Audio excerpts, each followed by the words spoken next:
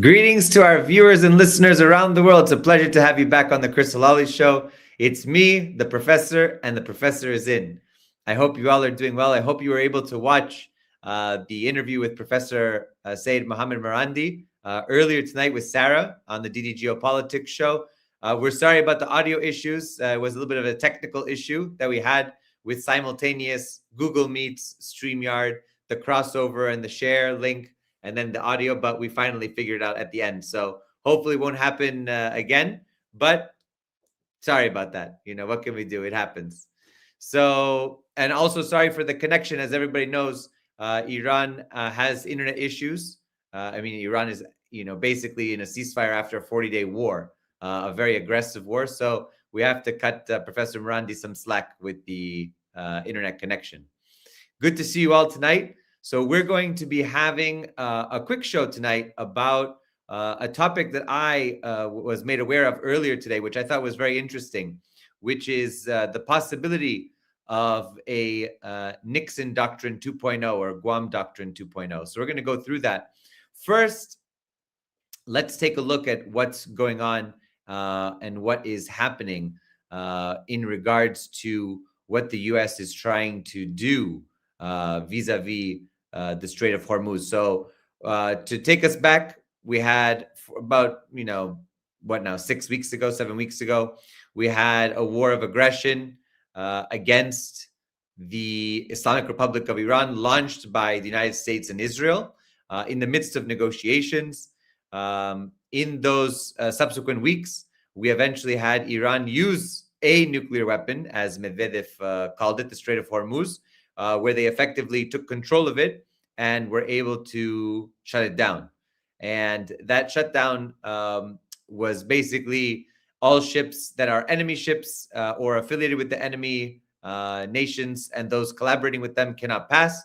Those that are friendly can pass, but there's a toll now of $2 million equivalent in yuan. So we went from the petrodollar to the petro yuan. And we talked about that with many of our guests, including Professor Marandi, Pepe Escobar, Scott Ritter, Larry Johnson, and many others. So definitely check out those streams if you haven't. So now let's take a look. After Islamabad, which was just a few days ago, what happened? We had the situation where the Trump administration then said, okay, we'll raise you your control of the strait for a naval blockade. Now, a naval blockade is an act of war, for those who don't know, under international law. So we have a naval blockade, and I want to share with you what is happening now with this naval blockade. So we have, this is from U.S. Central Command. U.S. naval vessels are on patrol in the Gulf of Oman as CENTCOM continues to execute a U.S. blockade on ships entering and departing Iranian ports. U.S. forces are present, vigilant, and ready to ensure compliance. So let's hear, what are they saying? The U.S. has announced a formal blockade of Iranian ports and coastal areas. This is illegal action. All vessels are advised to immediately return to port if leaving and discontinue transit to Iran if that is your next port of call. Do not attempt to breach the blockade. Vessels will be boarded for interdiction and seizure, transiting to or from an Iranian port. Turn around and prepare to be boarded. If you do not comply with this blockade, we will use force. The whole of the United States Navy is ready to force compliance. Now, the U.S. So there we go. So we have the United States Central Command posting this video from the United States Navy, basically, on the radio, telling all the ships in the area that they have to comply with what they call a legal blockade. Of course, I think that would take umbrance with that, and I would certainly not think that this was in any way legal. But in any case, it is an act of war, and certainly an aggressive move by the United States, supposedly during a ceasefire period. So we had the Trump administration has been posting, of course, nonstop. And we had Trump post today from the White House account. China is very happy that I am permanently opening the Strait of Hormuz. I am doing it for them also and the world. This situation will never happen again. They have agreed not to send weapons to Iran. President Xi will give me a big, fat hug when I get there in a few weeks. We are working together smartly and very well. Doesn't that beat fighting? But remember, we are very good at fighting if we have to, far better than anyone else. President Donald J. Trump. I mean, it's pretty unhinged. President, she's going to give me a big fat hug. I mean, I don't know about Trump's mental state, but clearly not too good. Not too good. That's all I gotta say. Not a good look. And I don't know if China has said that China has denied that they've supplied Iran with weapons, especially this manpads that they're speaking about in the news. But I don't believe that China has said that they won't send any weapons. Clearly, they have military agreements. So I think that Trump is once again reading too far into what the Chinese foreign ministry and defense minister said, and clearly not all there at this point. Sadly, he's losing it. So Trump has become Biden 2.0 at this point, and that's just a reality everyone has to face. We had, of course, the trolling is moving forward as always. So we have the Iranian consulate in Hyderabad, which is in India. You know what? Iran will block the U.S. blockade of the Strait of Hormuz. So they have here the Strait of Hormuz, as you can see here with Iran, then the U.S. in the Gulf of Oman, and then Iran further down the Gulf of Oman. Very, very funny. That level of trolling is absolutely hilarious. But it's true. I mean, ultimately, this way, those of you who can see that bigger line for Iran. So the U.S. blockade, let's take a look at another map that kind of shows what this blockade is really all about. So if we take a look here. So according to the BBC, the U.S. blockade of Iran's Gulf Coast, ports and major jetties, so you have all the way up to the border of Kuwait and Iraq, basically that whole area, that area right there. So all the way from there to the bottom part here. This is all of the area that the U.S. blockade will affect all shipping traveling to or from Iran's Gulf Coast. Now, this part that's close to Pakistan here, right, in the Sistan Baluchistan area, that area is where Iran is saying they can beat the blockade. They can beat the blockade by exporting from those lower ports, which Pepe Escobar spoke about at length. And for those of you who haven't seen Pepe Escobar's documentary about the Russia, Iran, India corridor, that economic corridor, and all of the integration of Iran into the broader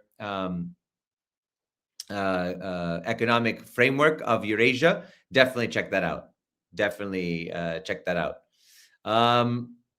So that's what's happening here. There's also another, I think it's good to also show here a bit clearer map. So we can go here so everyone can see. So Iran down here, and if we zoom in down here, right?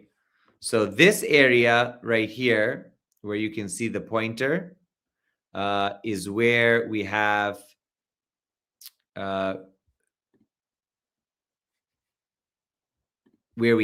the Iranian control of the Strait of Hormuz, that narrow part there, right?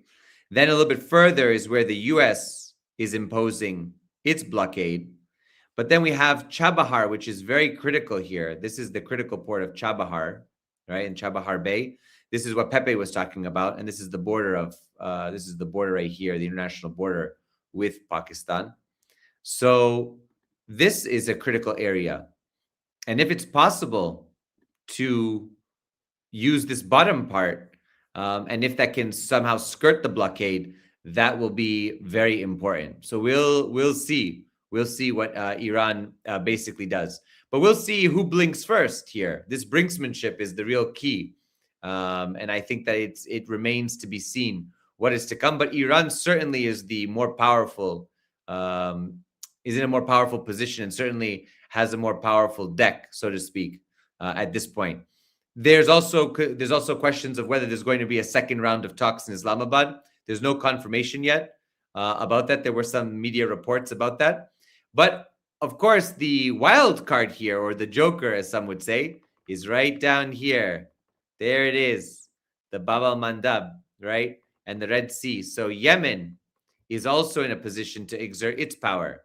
So if the U.S. blockades the Gulf of Oman going into the Persian Gulf, what's going to happen here with the blockade of the Bab al-Mandab, Gulf of Aden to the Red Sea? That's a real big question. And will the U.S. try to intervene there?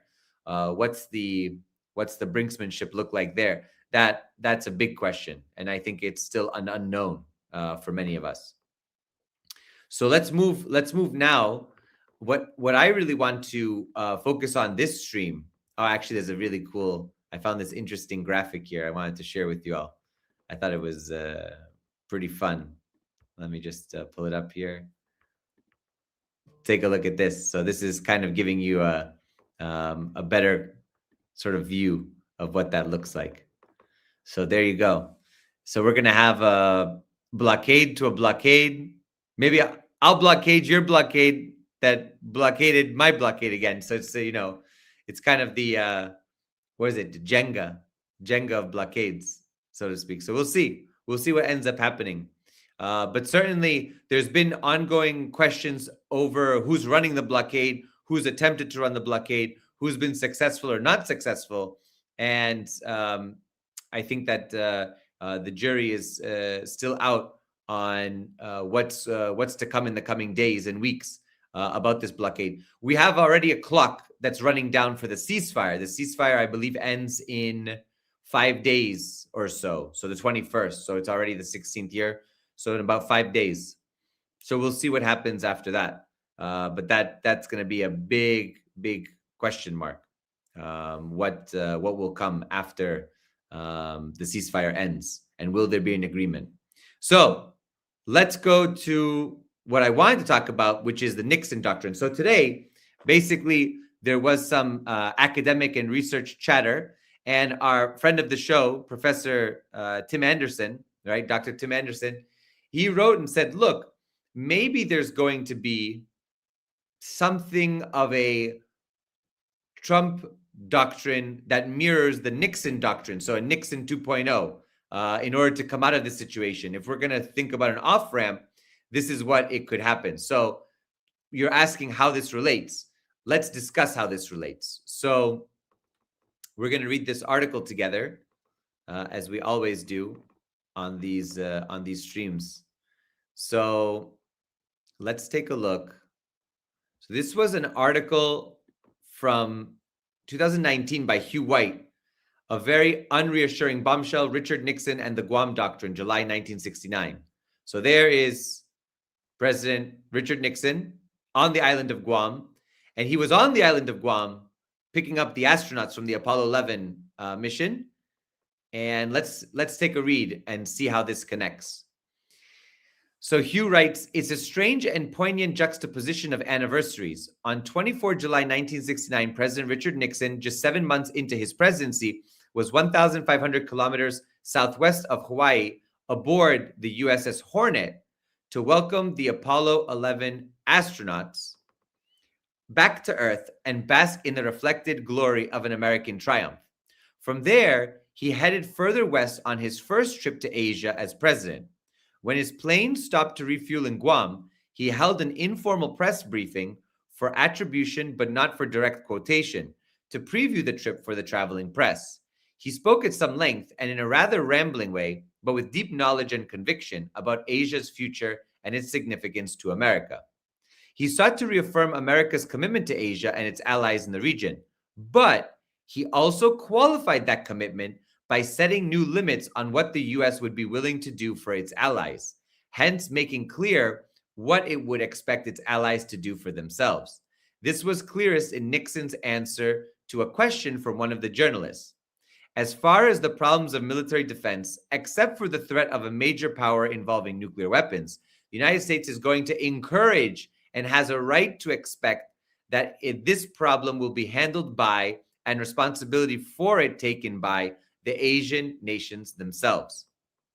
This became known as the Guam Doctrine or the Nixon Doctrine, which marks its 50th anniversary today, and this is in 2019, remember. The president's remarks were immediately seen as a major statement of U.S. strategic policy, and he spelled it out more clearly in November 1969 in a televised address from the Oval Office. First, the United States will keep all of its treaty commitments. Second, we shall provide a shield if a nuclear power threatens the freedom of a nation allied with us or of a nation whose survival we consider vital to our security. Third, in cases involving other types of aggression, we shall furnish military and economic assistance when requested in accordance with our treaty commitments, but we shall look to the nation directly threatened to assume the primary responsibility of providing the manpower for its defense. The context, of course, was Vietnam. His aim was to avoid the kind of policy that will make countries in Asia so dependent upon us that we are dragged into conflicts such as the one we have in Vietnam. As Henry Kissinger made clear in his memoirs, there was no plan for Nixon to announce this new definition of America's strategic role in Asia during that trip, but it was clear to everyone that such a redefinition was necessary. Nixon himself at Guam described how Australia's then Prime Minister, John Gorton, had told him that many leaders in Asia were wondering whether America was about to withdraw completely from the region, as France and Britain had done. Nixon's aim was to reassure them that it wouldn't, while at the same time reassuring Americans that there would be no more Vietnams. Nixon's Guam statement nonetheless landed as a very unreassuring bombshell in Canberra. Partly, this was a matter of sequencing. The previous year, Prime Minister Harold Wilson had announced the end of Britain's role as a strategic power in Asia with the withdrawal of all British forces east of Suez. Australians had, of course, been aware of Britain's declining strategic weight and influence for decades, but it nonetheless came as a shock that one of our two great and powerful friends was giving up and going home. Now, from Guam, Nixon seemed to be saying that the other one was doing the same. For a generation with vivid memories of the fall of Singapore, it seemed all too plausible that Australia was being deserted to look after itself. That generation knew their Kipling too, and his poem Recessional seemed to many eerily apposite. For more specifically, Nixon's reformulation of America's strategic commitment to its allies like Australia's confirmed that we could not rely on its support to defend ourselves against our most serious credible threat.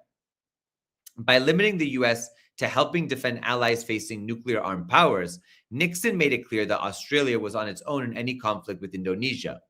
The Guam Doctrine thus provided the decisive spur for Canberra to abandon forward defense in favor of self-reliance and the defense of Australia, a policy revolution that unfolded over the following decades, culminating in the 1987 Defense White Paper, and which remains central to our defense policy today. But of course, Guam turned out to be something of a false alarm. Within 3 years, Nixon revolutionized the Asian order by visiting Beijing. He transformed China, which at Guam he was still describing as very belligerent and aggressive, into a strategic asset, and thus made America the uncontested primary power in Asia. Then in the early 1980s, under Ronald Reagan, America was keen to repudiate the Guam Doctrine and reassert its strategic commitment to Asia as the Cold War entered its final bitter stages. And post-Cold War, America's commitments seemed to grow even stronger. But now, of course, the old questions arise again. When he visits Washington soon, Scott Morrison could well say the same kinds of things to Donald Trump as Gorton said to Nixon. If he is brave enough, he too could report that many in Asia wonder whether America's time there is drawing to a close as Britain's and France's did. But this time, those fears have deeper roots, because this time China's belligerence and aggression are backed by an economy which today is not 1/20th the size of America's, but now rapidly overtaking it. And this time one has to ask, does Trump care about America's place in Asia anyway? Now, this is in 2019. And here's the interesting question about the Nixon Doctrine here.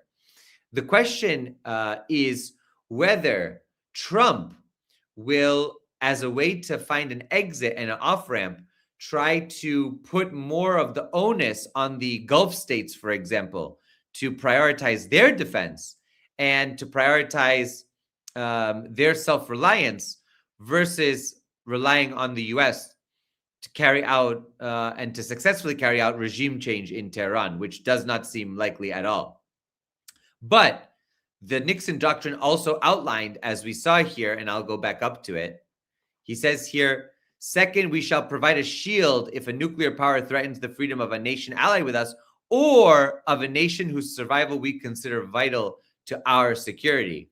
I'm sure that everyone here on this stream would recognize that Israel is a nation that the U.S. considers vital to its security, and therefore Israel's survival is necessary. It's existential for the U.S. So what's the possibility here? The possibility is that the Nixon Doctrine 2.0, could be Trump giving more of a self-reliance and necessary self-defense to the Gulf states, who now have borne the brunt of Iran's response because they host American bases. They have American bases. They have American assets. America uses them for logistics, not only for offensive military capabilities, but also for a wide range of logistics. So that's very key here to understand. There's another interesting Iran angle here to the Nixon Doctrine. And let me bring that up here for us. And this comes from the Nixon Doctrine article on Wikipedia, but definitely check it out if you haven't. So this is right here, the Nixon Doctrine, right? If you go down to the doctrine in practice, let's read this. The doctrine was exemplified by the process of Vietnamization regarding South Korea and the Vietnam War. So that what that means is basically putting the onus of defense and fighting the North Vietnamese, the Vietnamese communists, to South Vietnam. So slowly giving them more resources and really putting the burden on them after the U.S. had committed so many troops, over 500,000 troops, as well as over 50,000 dead in Vietnam. It also played elsewhere in Asia, including Iran, bing, bing, bing, Taiwan, Cambodia, and South Korea. The doctrine was an explicit rejection of the practice that sent 500,000 U.S. soldiers to South Vietnam, even though there was no treaty obligation to that country. A major long-term goal was to reduce the tension between the United States and the Soviet Union and mainland China so as to better enable the policy of détente to work. The particular Asian nation the doctrine was aimed at with its message that Asian nations should be responsible for defending themselves was South Vietnam. But Shah Mohammad Reza Pahlavi of Iran seized upon the Nixon Doctrine with its message that Asian nations should be responsible for their own defense to argue that the Americans should sell him arms without limitations, a suggestion that Nixon eagerly embraced. The U.S. turned to Saudi Arabia and Iran as twin pillars of regional stability. Oil price increases in 1970 and 1971 would allow funding both states with this military expansion. Total arms transfers from the United States to Iran increased from 103.6 million in 1970 to 552.7 million in 1972. Those to Saudi Arabia increased from 15.8 million in 1970 to 312.4 million in 1972. The U.S. would maintain its small naval force of 3 ships in the Gulf, stationed since World War II in Bahrain, but would take no other formal security commitments. So, very, very interesting. One factor in reducing open-ended American commitments was financial concern, as the war in Vietnam had proven to be very expensive. In South Korea, 20,000 of the 61,000 U.S. troops stationed there were withdrawn by June 1971. The application of the Nixon Doctrine opened the floodgates, quote unquote, of U.S. military aid to allies in the Persian Gulf. That, in turn, helped set the stage for the Carter Doctrine and for subsequent direct military involvement in the Gulf War and the Iraq War. So that's pretty amazing to see. There's a lot here to unpack. But the main thing is that clearly the Nixon Doctrine, if we can think of a Nixon Doctrine 2.0 regionally today, I think that everybody in the chat would recognize that there already is a Nixon Doctrine 2.0, but not for the Middle East, Southwest Asia, but for Europe. Trump has been harping on the Europeans taking more of their security, paying more into NATO, paying more for their own defense, and being self-reliant. So Trump is not directly arming Ukraine anymore, but arming Ukraine vis-a-vis the European countries. And the European countries are rearming themselves so that they can take more of their defense in their own hands, because Trump is basically saying, we're not going to be there for you. And now it's even more so because the NATO alliance did not intervene in the war of aggression against Iran, knowing full well that, number one, they weren't consulted, and number two, was an illegal war. It was a war of aggression, a war of choice. This was not, in any case, a war that should have happened to begin with. So very, very interesting, I would argue. I think that this is very interesting to think about and very unique, because the Trump administration is already using this kind of doctrine in the case of Europe. The big question is, will it use it in the Middle East? And that is a very interesting question. I think it's also connected with the Abraham Accords, with the regional security, with sort of what Trump has as a plan of action, and also giving Israel more power in the region to project its power. And we see that in Lebanon, in Syria, and elsewhere. So I think that this is very important to look at here. So we took a look at those two. We took a look at those two things. And another thing that I want to do, that I wanted to take a look at with you all, there was a great article that came out in Russia and Global Affairs.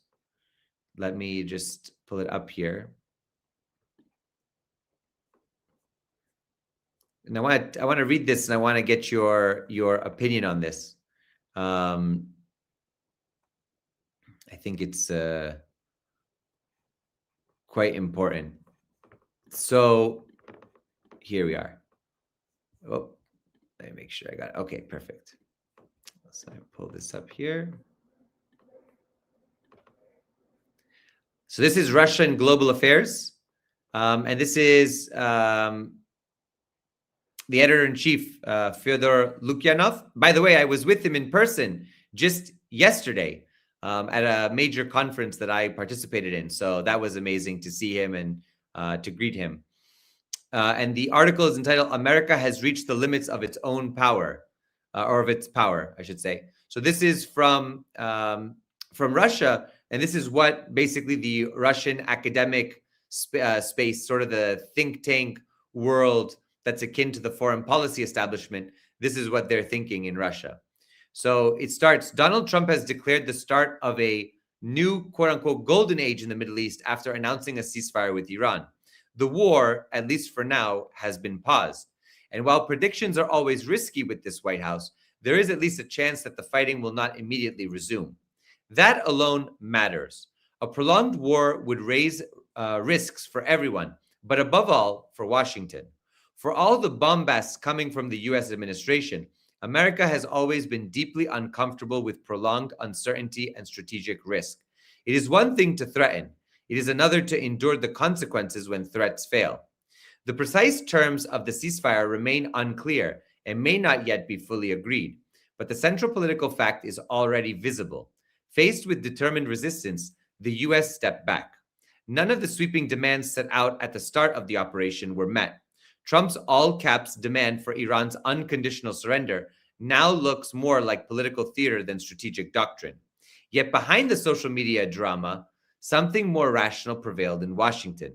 When pressure fails, it is better to retreat than to escalate into a situation you may no longer control. The feverish rhetoric before the truce served a purpose. It allowed Washington to claim that Tehran had blinked, while creating such a sense of looming catastrophe that any pause in fighting could be sold as relief. The White House will now try to present restraint as victory. This conflict is undoubtedly a milestone in the wider transformation of the international system, but it is not the end of that process, nor is it the final chapter in the struggle for the Middle East. Iran, above all, has demonstrated resilience. It has completely undermined the core assumption behind the U.S.-Israeli campaign, namely that a sufficiently powerful blow would be enough to bring down the Islamic Republic or force it into submission. Tehran's response was not spectacular in the conventional military sense, but it was effective. Iran widened the theater of tension and signaled that the costs of escalation would not be confined to military targets. It forced its opponents to reckon not only with Iranian retaliation, but with the fragility of the wider regional system. This matters because the endurance of the US and its regional partners is limited. Iran's, by contrast, has historically been much greater. The so-called axis of resistance also proved more durable than many had assumed.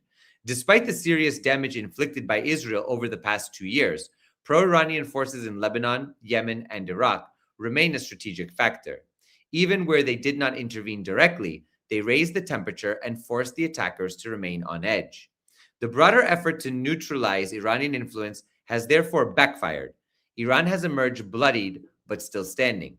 Even if Tehran's claims that any settlement must happen on its terms are partly negotiating tactics, one thing is already clear. Iran's regional weight has not diminished in the way Washington and West Jerusalem intended. Negotiations with Tehran are now unavoidable. The real question is what Iran itself wants. Its previous strategy of regional expansion contributed to many of the crises now engulfing the Middle East. There is also the unresolved issue of its nuclear program. What exactly is Iran seeking, and what price is it prepared to pay? Iran appears to have entered a new internal phase as well, with power shifting further towards security institutions. That leadership will now have to weigh ambition against reality. For the wider region, the implications are profound. The Gulf monarchies have had a sobering experience. There will be no return to the comfortable old formula in which security could simply be outsourced to Washington in exchange for money and loyalty. That arrangement, which underpinned the region since the Cold War, has been badly shaken. Publicly, the Gulf states are unlikely to make dramatic gestures, but privately, their search for new hedges and new partners will intensify. China, South Asia, Russia, and to a lesser extent, Western Europe will all become more important in their calculations. That doesn't mean the Gulf will accept Iranian dominance. The monarchies will not tolerate Tehran having unchecked influence over the Persian Gulf or the ability to dictate terms in the Strait of Hormuz. Their policy is likely to become more complex, containing Iran where possible while engaging with it where necessary. Israel, meanwhile, has not achieved its stated aims either. However loudly victory is proclaimed, the basic strategic reality has not changed. The Iranian factor remains. It has not been eliminated nor weakened enough for Israel to feel genuinely secure. The domestic consequences for the US are harder to judge. Trump's self-congratulation already rings hollow, but much will depend on economics. If oil markets stabilize, the White House will try to move on quickly and insist disaster was averted thanks to Trump's leadership. Whether that helps Republicans in the November midterms is unclear. Still, Trump has always had one instinct his critics often underestimate. He knows how to survive setbacks and reframe them. The larger conclusion, however, goes beyond Trump. The US remains immensely powerful. Its military reach, financial leverage, and ability to shape events are still formidable. But they are not limitless. America can still influence outcomes, but can no longer simply impose its will at any cost. That lesson has now been absorbed far beyond Tehran. Allies and adversaries alike will draw their own conclusions. Iran may be a special case, but a precedent has been set. This is another step toward a different world, one in which coercion is less decisive and the old assumptions about American omnipotence increasingly obsolete. Trump may wish to replace a liberal American-led order with an illiberal one under US dominance, but the events of recent weeks suggest something else, a world moving beyond any order Washington can fully control. Very, very, very interesting, I think, and one that definitely we should wrestle with. You know, when we think about this, I think this is a pretty big deal. There's no doubt in my mind, and I think that for everyone, this is the case. There's no doubt in my mind that this is a real axial moment, that this is a moment of profound transformation, not only historically, but in the international system itself, politically, diplomatically. I think that all of this is very big, very world. I think it's world historic, world shattering, really, because this number one exposes the limitations of power, and this is I'm trying to remember.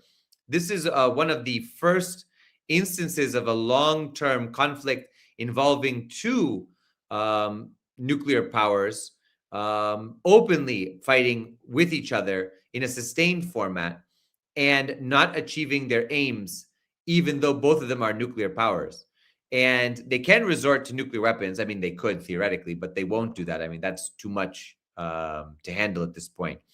But I think that that is very pivotal here, that Iran was able asymmetrically and with its own domestic missile programs, be it their ICBMs or their medium-range missiles, their local air defense, their drone program. I think that they were able to ultimately show to the world that a conventional power using asymmetric tactics and really dedicated to honing in its technological superiority in certain cases, and to use the economic factors, can bring down not one but two nuclear powers, including the main hegemon, and can force them into ceasefire terms much faster than Iran could go in, would need existentially to go into ceasefire terms.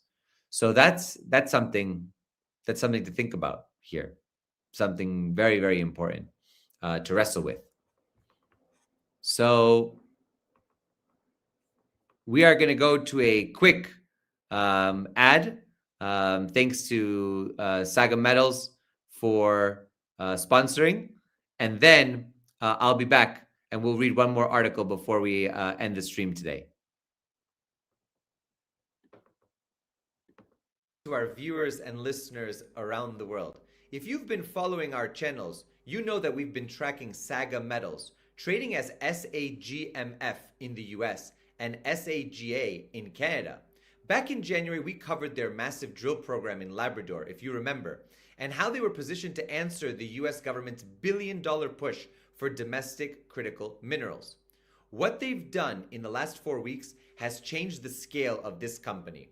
They didn't just hit their targets, they achieved a 100% drill success rate in all 36 drill holes. And the big news is Saga just acquired another titanium asset in the same district as the largest titanium mine in the world. It gets even more interesting.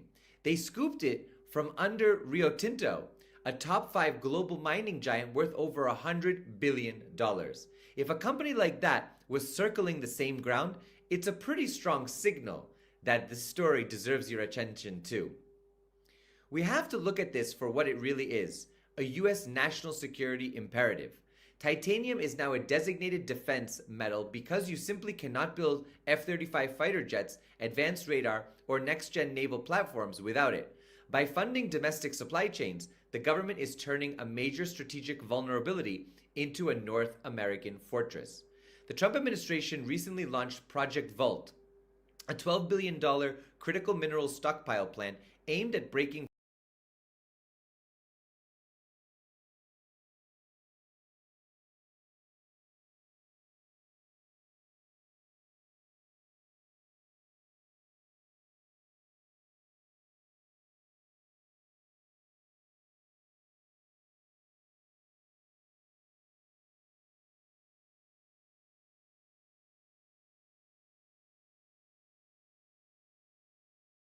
our viewers and listeners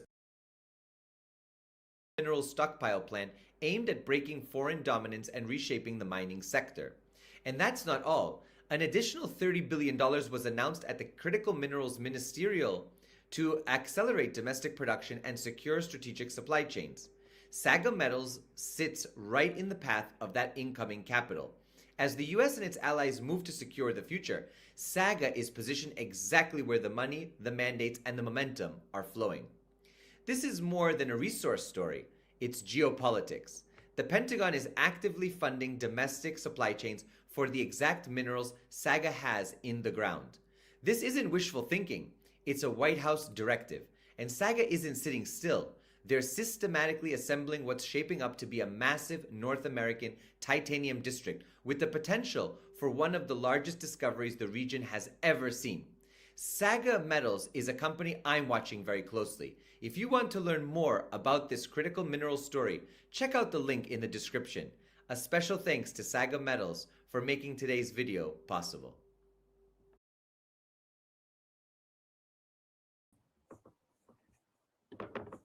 We'll see how that titanium holds up with Iranian air defense. So I'm always, I think that one of the big stories of this Ramadan war, this war of aggression against Iran by Israel and the US, has been the local air defense and how Iranian technology was able to bring down multiple US fighter planes, or at least to hit them. I mean, that is a huge deal ultimately.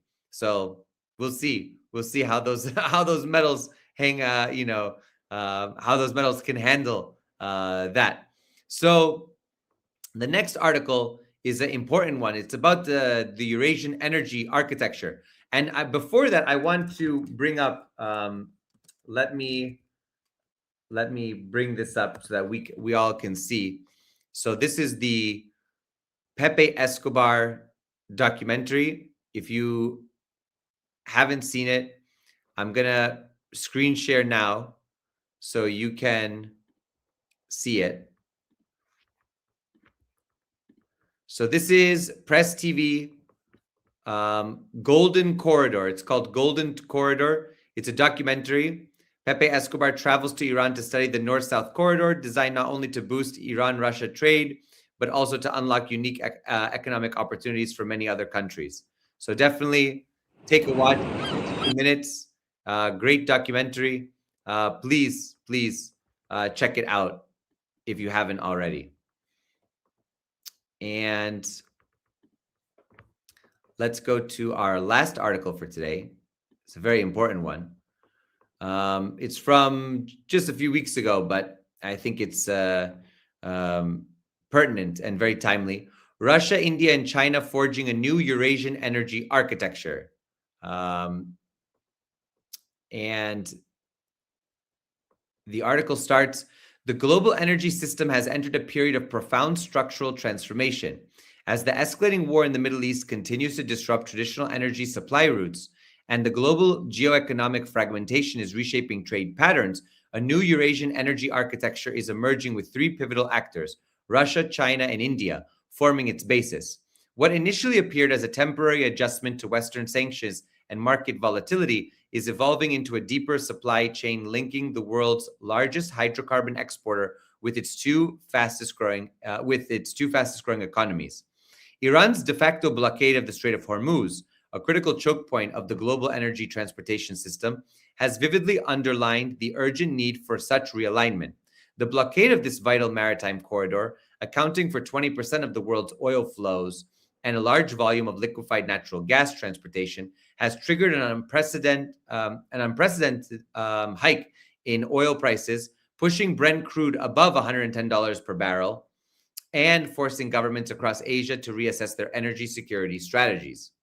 For Russia, the new Middle East crisis has highlighted the strategic expediency of its turn to Asia. For decades, Russian oil and gas flowed primarily westward to European markets, yet Moscow long foresaw the shift of the global energy demand towards Asian markets. Speaking at the final plenary session of the 11th Valdai International Discussion Club, President Vladimir Putin underscored this logic. As a large part of our country is geographically in Asia, why should we not make use of our competitive advantages in this area? It would be extremely short-sighted not to do so. The eastward reorientation of Russian trade, which began back in the late 1990s, gradually advanced through the 2000s and accelerated after the beginning of the Ukraine crisis in 2014, has produced tangible economic results. Today, a growing share of Russian oil and gas exports has moved eastward across Eurasia.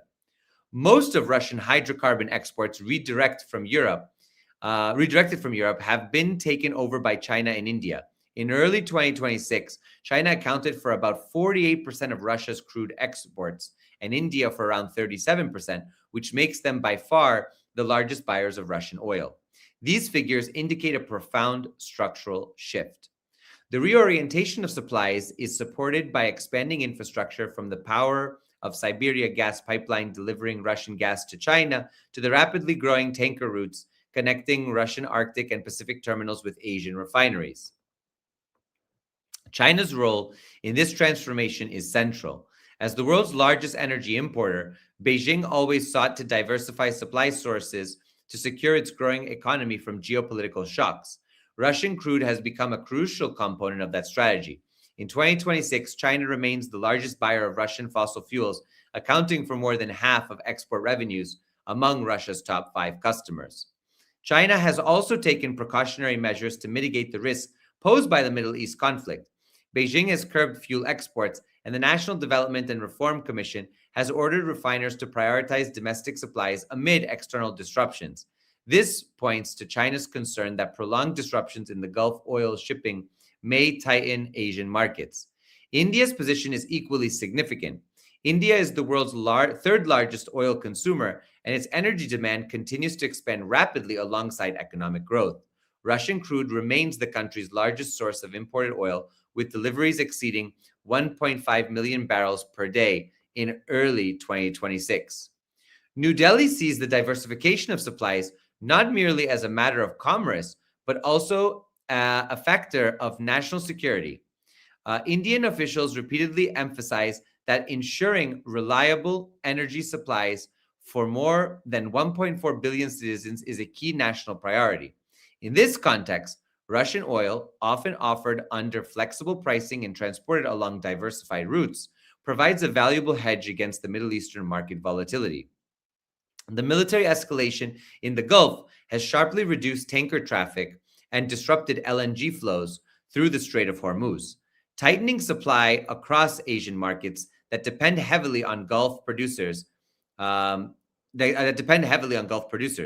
Analysts warn that Asia is particularly exposed to such disruptions because of its dependence on maritime energy imports from the region.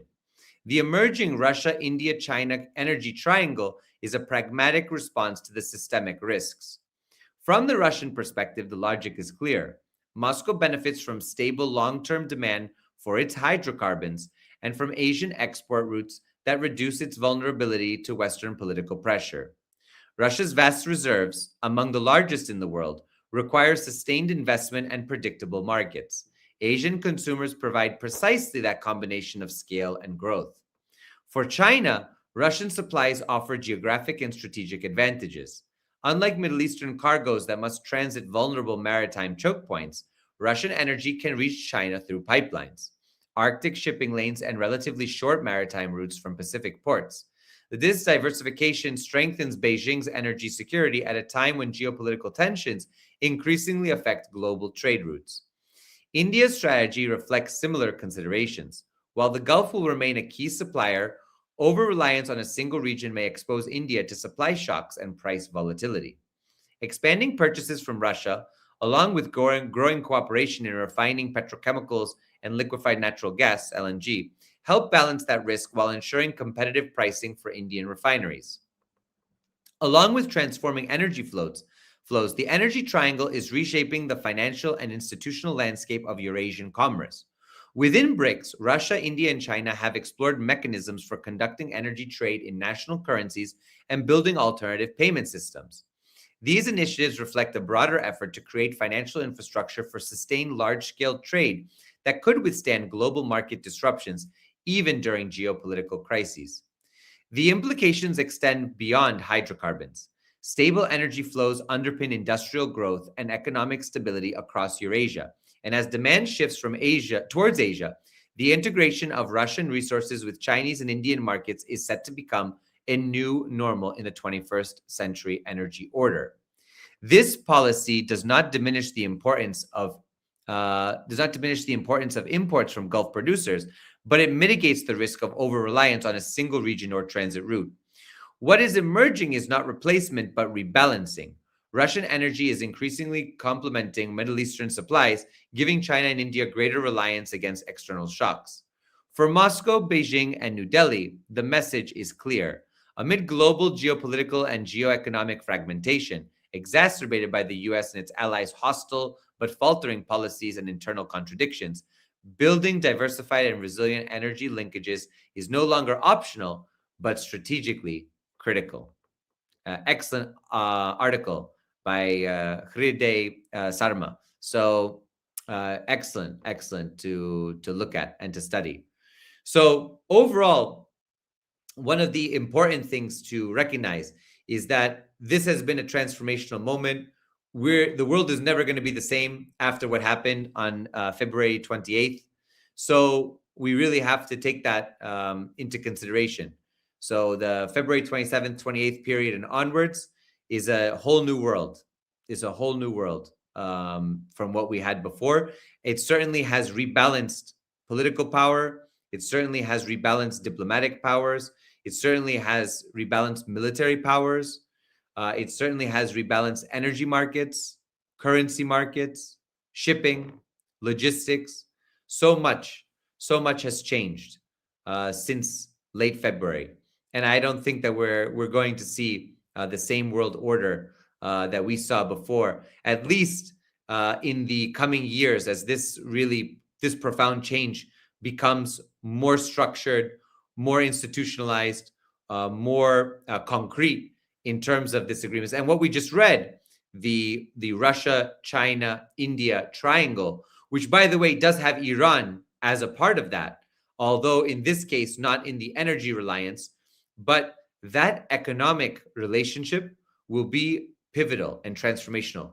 You know, a lot of people who speak about the emerging multipolar world speak about de-dollarization. They speak about BRICS. They speak about Belt and Road, the new Silk Road, all of that. The pivotal aspect comes when the United States now made an enormous blunder, and through its illegal war of aggression with Israel, they've been able to alter the balance of power in Eurasia. They've been able to, number one, show that the US is in many ways a paper tiger and expose the US to new risks long term, because every major power in the region has seen the US military capabilities. They now have access to some of that military technology that's been shut down. They have seen Iran's military capabilities, which some of them have been able to support in certain ways. They've seen that in action in the Gulf states.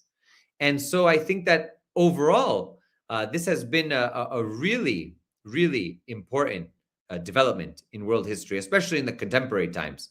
And I don't think we've had something this big in recent decades. I think that this is really an important moment. We've had on another stream, we talked about, for example, the mosaic defense, this mosaic decentralized defense that Iran has as a military doctrine. All of that will impact these three powers as they also develop their military capabilities. And I think that we're going to see with these three countries profound changes in their political, diplomatic, and military and economic relations. And ultimately, I think that this Iran war will be studied, this Ramadan war will be studied for many, many years to come in terms of what we've learned militarily, what we've learned politically, what has been learned diplomatically, what has been learned economically, and the fact that a country without nuclear weapons can hold the world's economy hostage with the Strait of Hormuz and really project power in ways that that one or two or three atomic bombs may not even be able to do. And that's why Dmitry Medvedev spoke about the Strait of Hormuz as Iran's nuclear bomb. So all in all, I think that this is important. To sum up today, I think that we might be headed into a Nixon Doctrine 2.0. We've already seen a Nixon Doctrine 2.0, I would argue, in Europe. The question is, will we see it in the Middle East, in Southwest Asia? That, I think, is something that remains unknown. But the US, in order to come out of this without a lot of damage, might end up saying to the Gulf states, take on more responsibility for your defense, take on more responsibility for protecting yourselves, be more self-reliant. And that, I think, will have a profound impact on what the region will look like after, hopefully, we have a more or less lasting peace. Although I think many of us understand that there won't be lasting peace in this region so long as Israel is able to be belligerent and is able to carry out its own objectives with military force against all international laws. It is a genocidal state, no doubt about it, and it has plans for a greater Israel, and that needs to be stopped in order for there to be some peaceful resolution. There needs to be a Palestinian state. There needs to be an end to the apartheid regime. Zionism really has to end in order for there to be peace in the region, and I believe in the world. So hope you all enjoyed the stream. It was a great opportunity to see you all and to talk about these important topics. And we'll be back again tomorrow with Endgame number 3. We'll be focused on Lebanon, so make sure to tune into that. It's at 1 to 2 p.m. Eastern time in the US.